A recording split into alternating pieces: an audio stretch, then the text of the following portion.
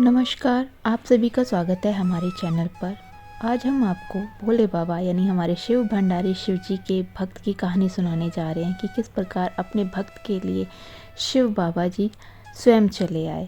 तो चलिए हम ये कहानी शुरू करते हैं। अगर आपको हमारी ये कहानी पसंद आए तो लाइक कीजिएगा और कमेंट में ओम नमः शिवाय ज़रूर लिखिएगा। तो कहानी कुछ इस प्रकार है। भगवान शिव की महिमा अपरंपार है। शिव जी को भोले भंडारी भी कहा जाता है। भगवान शिव अपने सच्चे भक्तों के कष्टों को हर लेते हैं। भगवान शिव के एक ऐसे ही सच्चे भक्त का प्रसंग हम आपको सुनाने जा रहे हैं।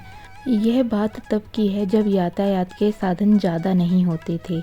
अगर कोई किसी तीर्थ स्थल पर जाता था तो पता नहीं होता था कि वापस घर कब तक लौटेगा या लौटेगा भी या नहीं। भगवान शिव का भक्त बहुत कठिनाइयों के बाद केदारनाथ धाम पहुंच गया। जब वह वहां पहुंचा तो मंदिर के पुजारी जी ने मंदिर के कपाट बंद कर दिए थे। उसने पुजारी जी से बहुत विनती की कि मैं बहुत समय और कठिनाइयां सहकर कई महीनों बाद यहां पहुंचा हूं।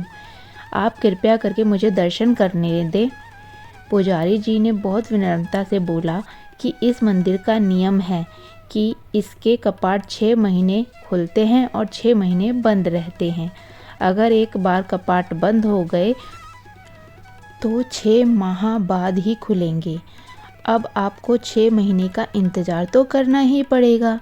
यहाँ पर जीवन बहुत कठिन है क्योंकि यहाँ बहुत ज़्यादा ठंड पड़ती है। आप यहाँ नहीं रह सकते। इतना कहकर पुजारी जी वहाँ से चले गए। भगवान शिव का भक्त उनका नाम स्मरण करने लगा। प्रभु, आप तो जानते ही हैं कि मैं कितनी श्रद्धा भावना से यहाँ पहुँचा हूँ। रास्ते में आने वाली कठिनाइयों के बाद भी मेरा मन विचलित नहीं हुआ, लेकिन क्योंकि मेरे मन में आपके दर्शन की लालसा थी, उनकी आंखों में अश्रुधारा बहने लगी। उसे भूख और प्यास भी लगी थी।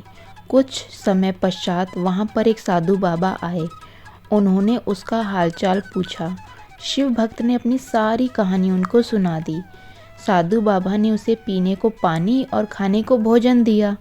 उसे कुछ हौसला भी दिया और मुझे विश्वास है कि कल ये मंदिर के कपाट तुम्हारे लिए अवश्य खुलेंगे।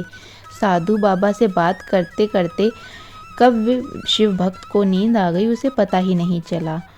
सुबह जब सूर्य का प्रकाश से उसकी नींद खुली तो उसने देखा कि पुजारी जी पूरी मंडली के साथ मंदिर के कपाट खोल रहे थे। वह पुजारी जी के पास गया और कहने लगा कि आप तो कहते थे कि कपाट 6 महीने तक नहीं खुलेंगे, 6 महीने बाद ही खुलेंगे।